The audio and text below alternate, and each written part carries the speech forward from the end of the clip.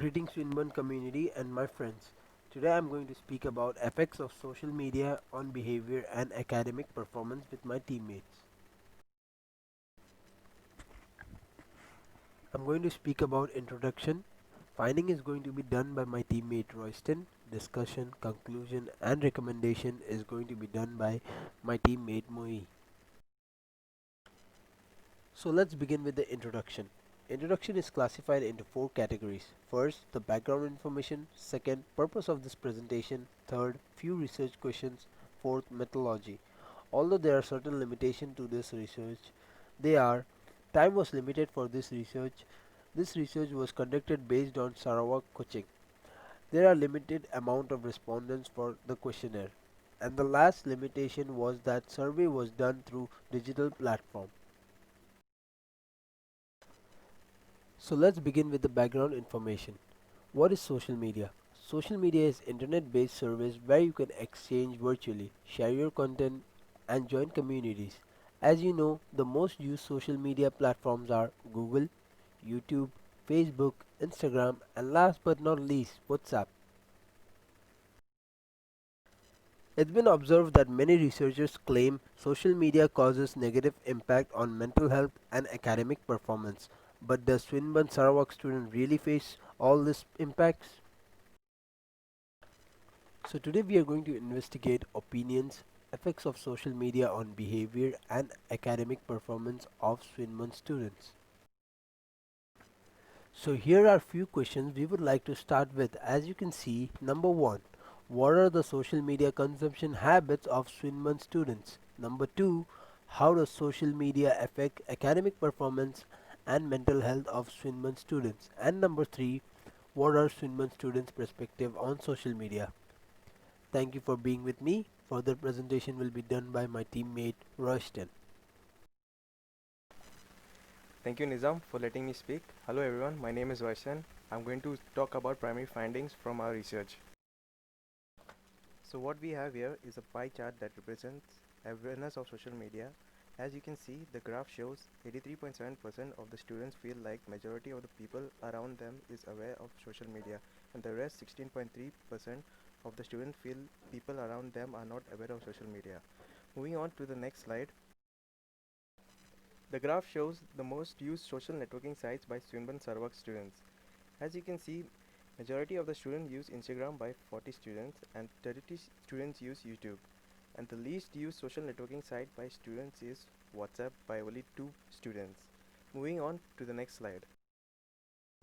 Now I'll show you the graph that represents hours spent on social media by Swinburne Sarawak students.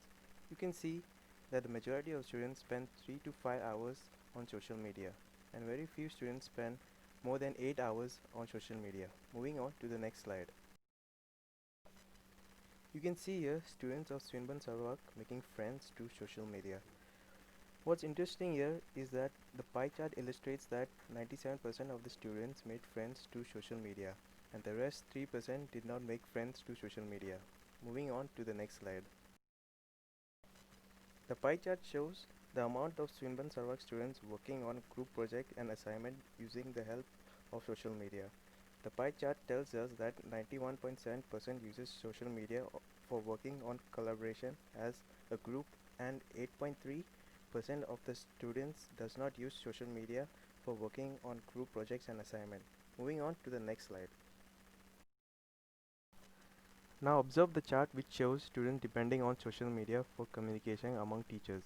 You can see that students are highly dependent on social media for communication. What is interesting is that 11% of the students are less dependent on social media for communication among teachers.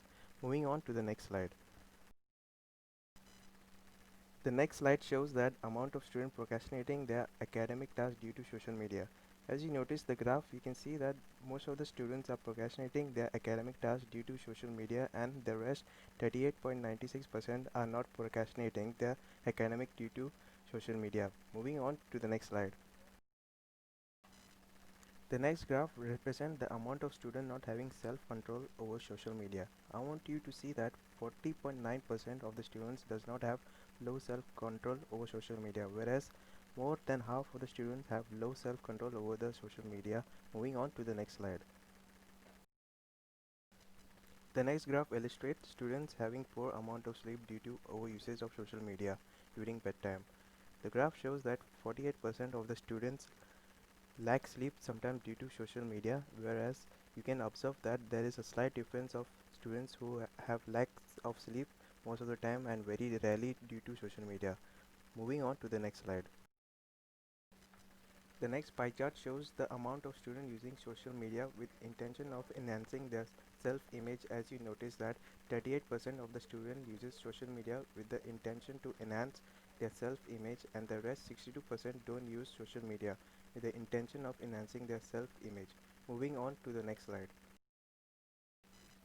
As you can observe here, the graph shows the impact of social media on mental health. As you observe, 50% of the students think social media have no impact on mental health.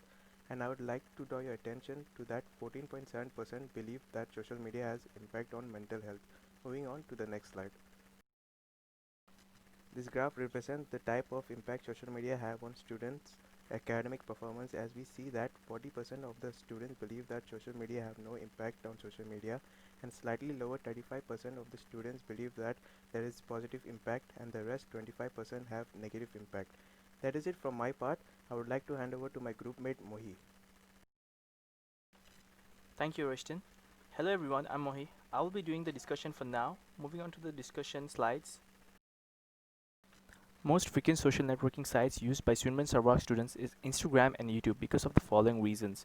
Communication purposes is where the students interact with each other by exchanging messages, and education purpose is where students collaborate in a group for completing a group work or assignment.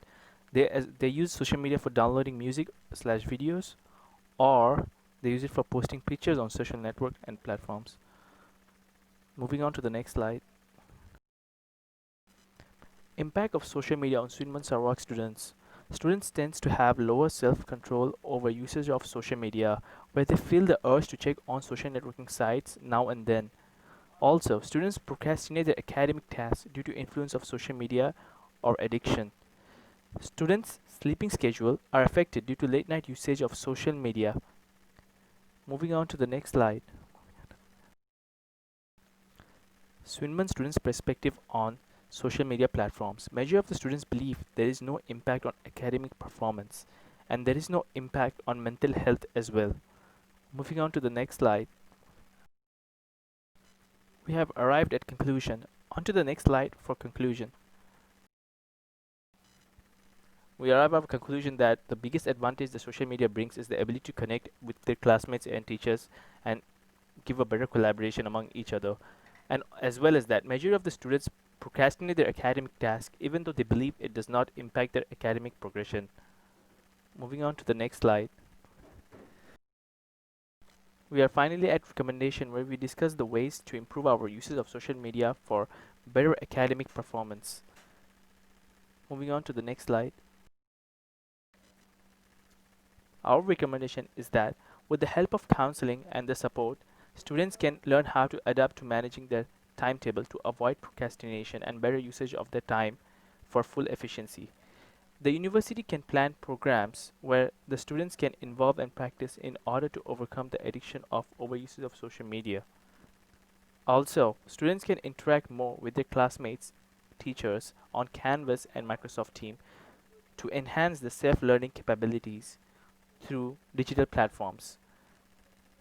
On to the next slide. So that's it for today. Thank you for staying with us till the very end. Hope you enjoyed our presentation. Until the very next time.